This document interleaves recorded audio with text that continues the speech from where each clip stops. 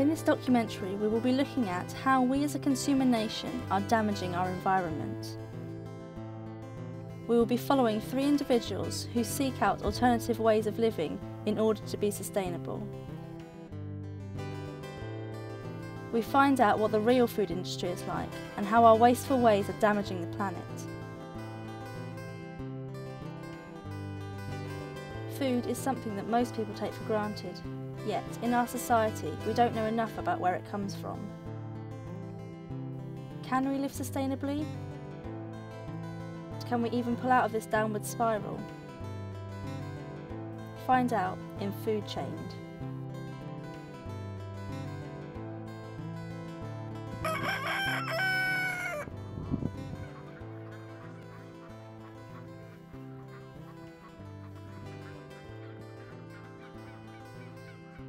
Richard Jones is the current owner of Hayden Organics, a farm situated near Waterlooville in Hampshire. Hayden Farm specialises in producing award-winning meat that is flavoursome, organic and sustainably reared. We spoke to Richard to ask him why his farming methods differ to farms manufacturing mass produce. You know, it just makes you more comfortable with what you're doing if you think that the animals had a decent life. We're all, whether you choose to be vegetarian or not, we actually all have a set of teeth that say we're omnivorous. So therefore there's absolutely nothing wrong with eating meat, but why make the animal suffer before you eat it? I don't think the government is necessarily supporting sustainable farming, and there are grants available for environmentally friendly farming, which we take advantage of as much as we can, but from a sustainable style of farming, no, there isn't anything significant, as I understand it, at any rate. What's your opinion on battery farming? Personally, I don't like it, and I never want to be involved in it, but unfortunately there's a huge population of people in the world that are needing food, and the simplest way to produce that food is very intensive production, and I think it's a cost that we have to sort of equate with having too many people in the world and not enough food to be able to produce it naturally. Always foraged for roadkill since I was a small boy, probably about 14 years of age, and it was my interest in natural history really that did it. Because I didn't first eat things, I just found things and wanted to look at them, how they worked and what their fur was like, you know, looking at the animal in general. It was only later on, once I realised that I could skin them and preserve the skins, I then realised that there was good meat underneath those skins, and I didn't want it to go to waste, so I suppose I was just curious. Jonathan McGowan is a zoologist and conservationist. He practices taxidermy and also forages for meat on the roadside. With over 30 years of experience, he developed an acute eye for what meat is usable for taxidermy and what is edible. We joined Jonathan on one of his weekly forages in his local area to gain an insight into his alternative lifestyle. Sometimes I can find a month or two supply in one journey. Other times I can only find, say, a week's supply. Sometimes, but rarely, I find nothing.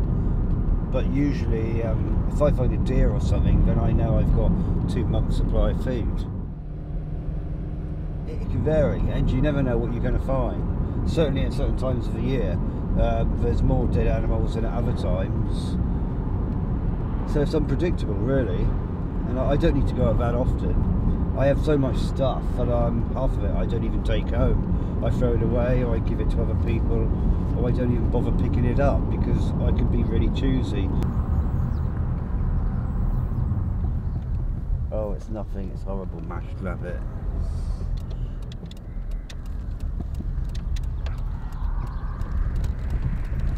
Well, the only snag is it cost me money in petrol and to run a car to get out to get it. So it can vary, but all in all, I've saved far much more money because if I can find a haul that's going to last for months in one car journey, that might only cost me 20 quid in petrol. But if I were to buy a couple of deer, rabbits, pheasants from shops, that would have cost me at least 3 times as much. So yeah, I suppose I've saved thousands of pounds over the years.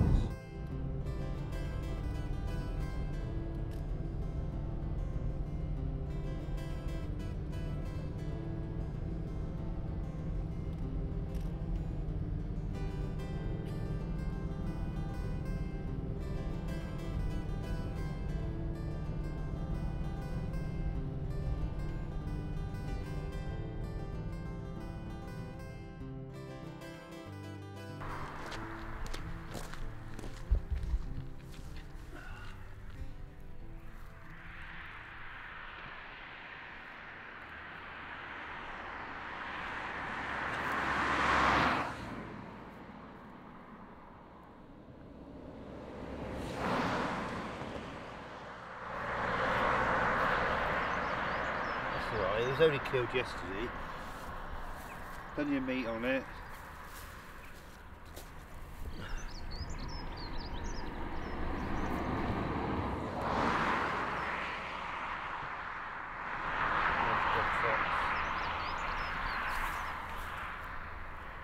Usable. I think I'll take him. Got a nice pelt on it as well, so taxidermy. I mean, he's got burdock seeds all caked in his tail, look. That's how the plant naturally disperses its seeds. It makes it look really manky, but it's just lots of seeds all encrusted in it. Apart from that, he's alright. Nice animal. Lots of meat on there.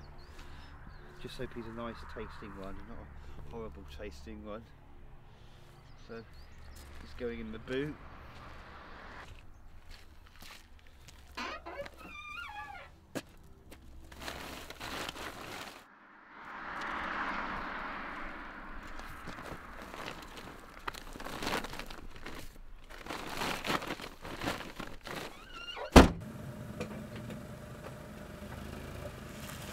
We just found quite a big dog fox. And foxes are lovely to eat. I love the taste of them, although usually I prefer young fox cubs and female foxes rather than dog foxes. But it'll be usable. We can disguise the foxy smell about it, and it's got a nice coat on it, so I probably use it for taxidermy purposes as well. I regularly eat wild fungi. Lots of it, all through the year.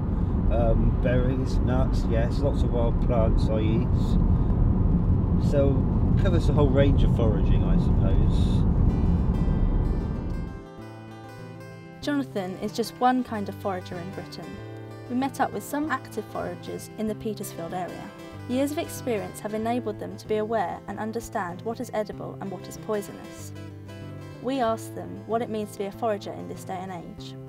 Mushroom hunting's been going on for, like I say, 5 years, but moving into more wild plants and other areas now, just to widen my horizon at the moment. So yeah, this about a year now looking at for what we as a landscape gardener would be weeds, but one man's weeds and another man's food. So. I like the idea of survival and being able to, live off the land more in a survival situation. And it's just, I'm an outdoor person, and it's just an interesting subject.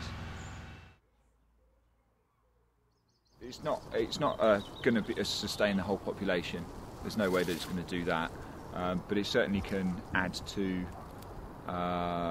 people's diet, variation, lifestyle, just getting outside. So it's definitely, in that point of view, it's a good thing to do. But it's not going to. There's no way it's going to be able to sustain. You've got to have mass farming to sustain population. So yeah, there's definitely an element of saving, the mushrooms we collect. I hadn't bought a mushroom for years from the supermarket, and the mushrooms I get are far superior quality anyway.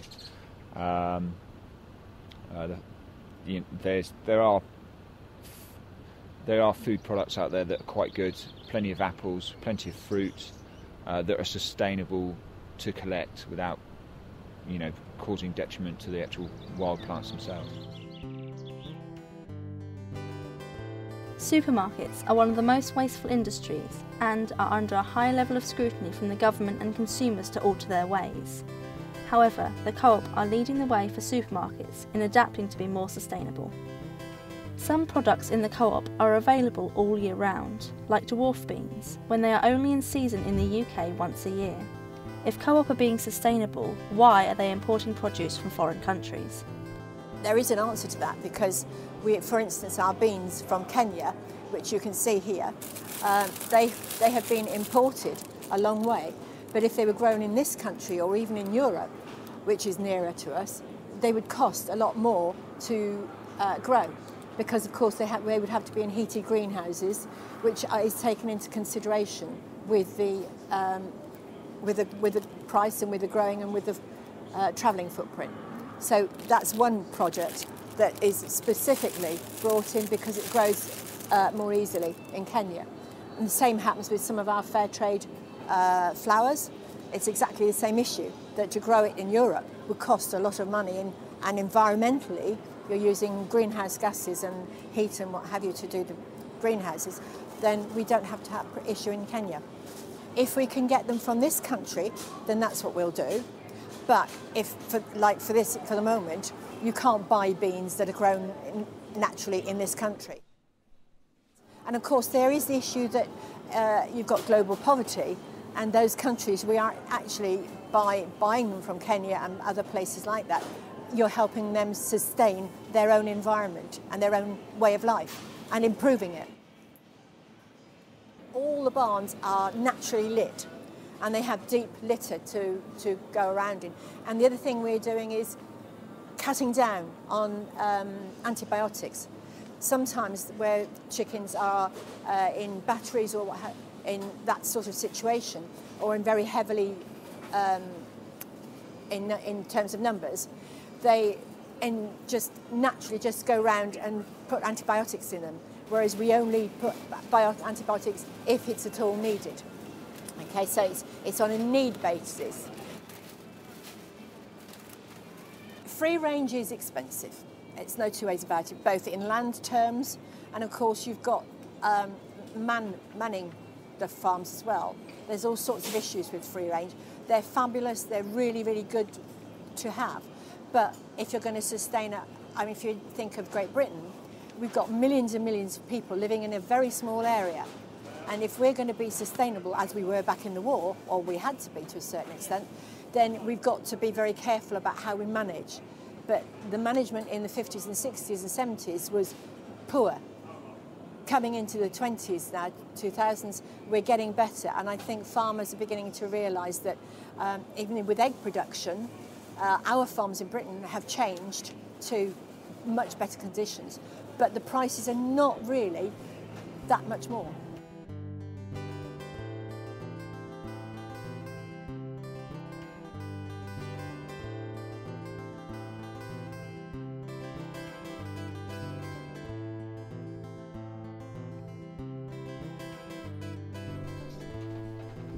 I'm going to use the head of this animal and the front like that, and discard all that, because it's got all these burrs on it from burdock seeds on its tail, and you can see where the fox has been trying to pull it out and it's pulled all its hair out. So I'm not going to use that, so I'm only going to use the top half of the animal and take some meat off of its back, and I use its back legs for meat as well, using a very sharp scalpel just to make the initial cuts. Well, you can eat all parts of the animal, but some cuts are far better than others, and it depends on whether or not parts of meat have been contaminated by bacteria as well. In this case, there's no contamination of the meat by any bacteria or by heat. So, although it looked as though it'd been there for longer than it actually had, it'd only been there from yesterday. Its eyes are sort of not sunk in, so it's freshish. You know, that's within 2 days, otherwise its eye would have sunk down and you wouldn't be able to see it. And the blood inside is fresh. The animal obviously struggled a lot and it's got a lot of dirt on it as well, but the animal's been travelling a lot, you see. It's a dog fox and it's a mating time, and so they go travelling all over the place, and that's usually why they end up being killed on roads. So he's been looking for females to mate with. Let's just hope he managed to spread his genes. Right, I'm cutting through the ears here, that tough cartilage of the ear. Tricky bits of the eyes, because I mustn't cut the eyelids. I cut into the eye itself because I'm not going to use that, but the actual eyelids are very delicate and prone to cutting. Right, I've got to cut through his skull now because I've got to dig its brain out. It isn't very nice, but hopefully we've missed most of its brain actually. I cut it about there.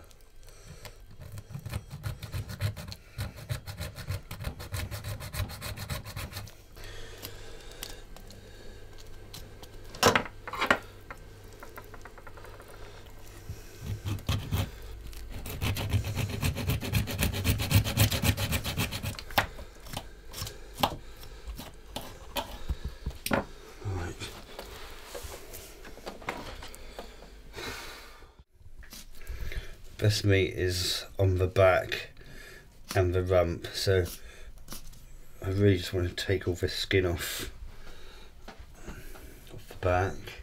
When I see this, I think, wow, it's just meat. You know, it's good meat, so why waste it, really? It's just, it's no different from the meat, you know, we see in the supermarkets and what we're all used to eating. Apart from it's much better meat. It's organic and free range and has no fat on it, as you can see. So I didn't want to waste it, really. But I think it's hard for anyone to be sustainable in this day and age, really, because I don't totally eat wild food. You know, I do sort of like buy milk and other things. So aspects of it certainly are sustainable, yeah.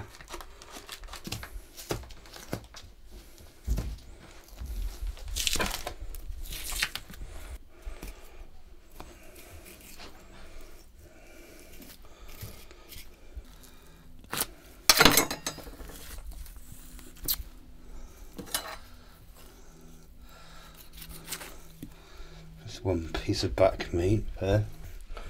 I'd say to many people, you know, if you fancy eating fox, then do so. You know, if you find a dead fox, or if you feel you have to kill a fox for some reason or other, then don't waste it. Eat it, because you'll be really surprised just how nice these animals taste. Most animals are nice, to be honest. They might not be as nice as chicken or something like that, but we never know what's going to happen in years to come. Everybody might be having to eat this kind of food to survive. Well, it could actually provide a month's supply of food if I really wanted a month's supply. But I don't, because there's so many of these run over. Nobody ever eats them. It's only me that picks them up. With hundreds of foxes run over on the roads, you know, I can just pick what I want, what I fancy, and I can just have enough for a day or so, and then go out next time and I usually find another one run over. You know, I don't even need to pack the freezers, really.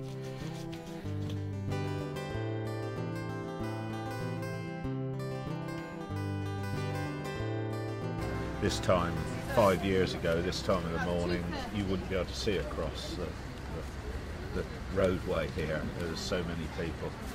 and if someone left their purse or their change on the stall, you had a job to find them to give it back, sort of thing. Whereas now you've got plenty of opportunity to see them walking away, but that's how life is. So. It's lost its newness. The idea of a farmer's market was new 10 years ago, and they sprung up all over the show. Gradually people get tired of things, they want to do different things on a Sunday, and so it's only the dedicated people that end up coming on a more regular basis. Why do you buy from Highland Farm? Because we know the producer and he produces really good top quality organic meat, and we like to support the local markets and the area around here. We don't like the taste and sort of lower quality of meat that you find in the supermarkets, and when you compare the quality of and the taste of the food that you buy from the supermarkets and compare it to Highland Farm's produce, there's a big difference. Quality, first and foremost. The flavour of the meat is lovely. It's fantastic. Really lovely. Oh, it's delicious. You don't have to do any. The thing with buying it, okay, it's expensive, but the thing with buying really good produce is that you don't have to do a lot with it. You don't have to do sauces or anything. And also you don't need as much of it. So in that way, we're probably not eating as much meat because you don't need so much of it to get the taste. But it's just delicious. What there was 50 years ago, a market format of selling influences people a great deal, and ready-made food is readily available. So there's a different culture completely to what there was 50 years ago. I have a thing against supermarkets. I think that once you get involved with a supermarket, they will start controlling you.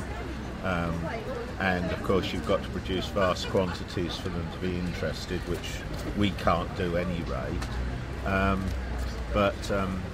You know, it sounds as though you've arrived if a supermarket is interested in you, because that's where the majority of food is sold today. But in my opinion, it's the road to disaster for you, because they will then start cutting the price they'll pay you, and they'll dictate what you can and can't do to a much higher degree. You lose your independence. With the recession, people have got less money to spend. People are more interested today in locally produced food, welfare of the animal, low food miles, that sort of thing, rather than the organic status. We still farm organically, but we're just not registered. And the organic body, instead of seeing the problems of the recession and helping the organic industry to sort of get through it with them, they're actually tightening the rules all the time to make it more and more exclusive, which makes it more and more expensive to produce the product with a smaller and smaller customer base to take the produce from you. I personally think it's becoming unsustainable to be fully organic unless you're huge and able to produce all the food you need on your own farm, so you can get away from the actual hard cash problem of buying in the food. Do you think organic farming is quite important? Definitely. With the little one, we try and buy as much organic produce, produce that's not had any pesticides used. We grow a lot of our own stuff as well. We try to buy organic whenever we can. Yeah. But because it's good for the animals, it's good for the environment, it seems to be good for everyone. Not particularly. Not completely. No, it's not because it's organic, it's because it's good. As an individual, I'm afraid I'm not going to change the world. I'm not going to change the local village, am I really? But every little tiny bit helps, doesn't it? And if only the whole population would get behind a sustainable sort of attitude towards life and being prepared to pay for that privilege, then I think it would be a better place, and I think that you know, we would achieve something. There are always people that just can't afford these things, and you've got to be able to produce food for them, but the majority of people can afford more. It's just a lifestyle choice sort of thing. I'm going to do just basic onions, leeks and some courgettes, and just simply fry it all up. Usually I like to roast it slowly with parsnips and eat it with, you know, mashed potato and gravy, something like that.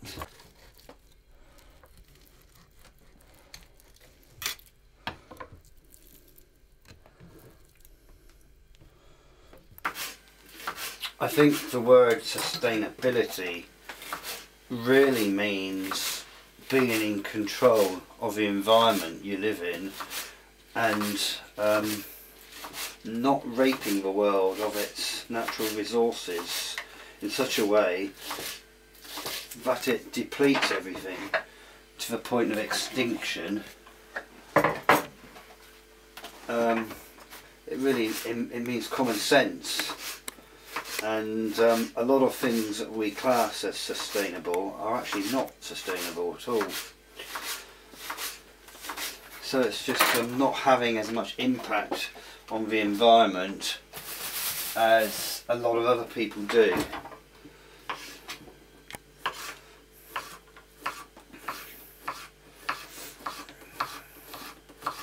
By picking up animals that have been accidentally or purposefully killed on the roads is not impacting on farming methods or destruction of forests, overproduction of land, cruelty, all those kinds of things that I totally disbelieve in.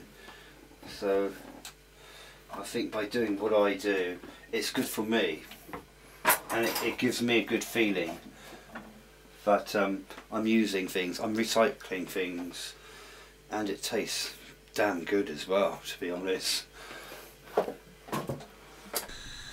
It will only cook for about 10 minutes, I suppose. That's all that's needed.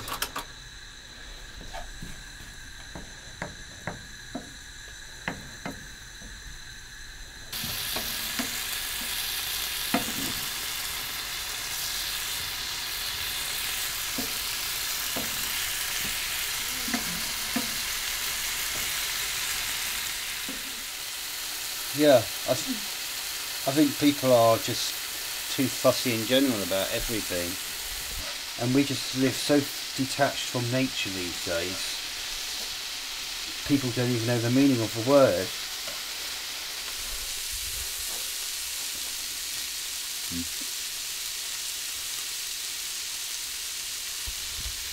It's a really nice one.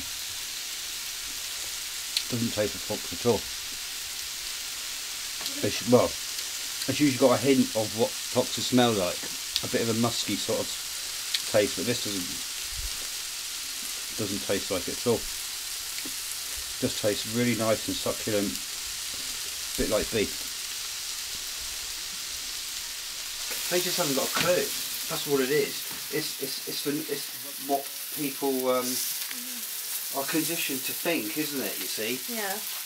I mean, I'm laughing because I'm having free meat, good tasting organic food all the time, you see, and I think it's sad that society continues to eat in the way they do, really. There we have fox, leek, courgette and onion fry up. It's got squirrels, coot, moorhen, but most of it gets eaten, apart from these little things. They're too fiddly. I mean, it's mice, voles, wrynecks, you know, there's rare birds in there, bullfinches, greenfinches, wrens, even tiny little voles that I find dead. I use those for taxidermy. redstarts, bullfinches, wood mice, all kinds of things. It is recycling. It's very much recycling. It's been economical and it's using what's there and what's available. You know, it's how we should all be living, really. So really it's an eye-opener as to how people can live without being conditioned by society, really. The most important message I'd like to get over in regards to picking up these wildlife is the fact that a third of all our wildlife everywhere in the UK gets massacred on our roads every single year. So 1 in every 3 badgers will become road deaf, 1 in every 3 deer will become road deaf, and cars do not discriminate between healthy and sick animals. They mow down everything. And of course it's not the cars, it's the people, because people do not realise that they are driving through animals' homes. We drive all night long and we drive fast. That means barn owls, tawny owls, bats, falcons, butterflies, bees, everything is annihilated on our roads simply because we want to get from A to B in the quickest, shortest time possible.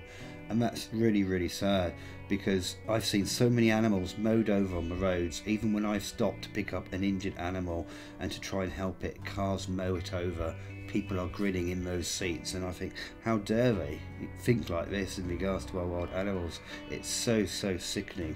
And when you actually realise how many animals are killed on our roads every single year, it's an astronomical amount, and all those dead animals just rot down into the ground to pollute the earth we live on. It's an investment plan. Realistically, we support as much as we can.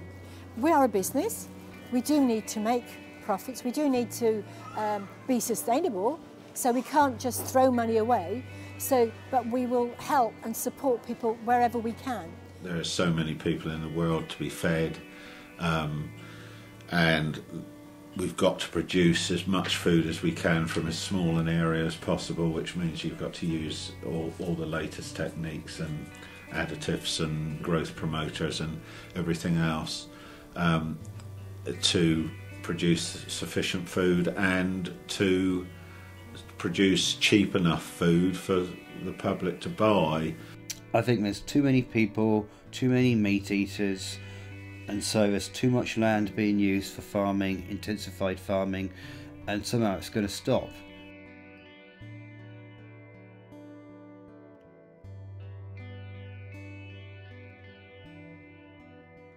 Overpopulation is a huge problem, obviously. We've got to have mass farming to supply our overpopulation. There's no way that going back to basics would work in any sense, the format, but it's definitely something that you can supplement what we have and look at ways for farming, look at ways of doing it a slightly more natural way.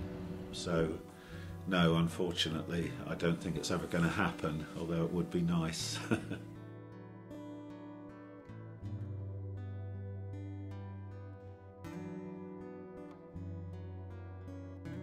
Step by step. It is step by step. The whole world needs to be fed, but we need to be conscious that in the West we have too much food. I can't see humans living for the next 50 years without huge radical changes, actually, because the way we're going, destroying our natural world, is just too much. With 7 billion humans on the earth, taking natural resources in the way we are now, there's not going to be anything for our children or grandchildren, even in 50 years' time.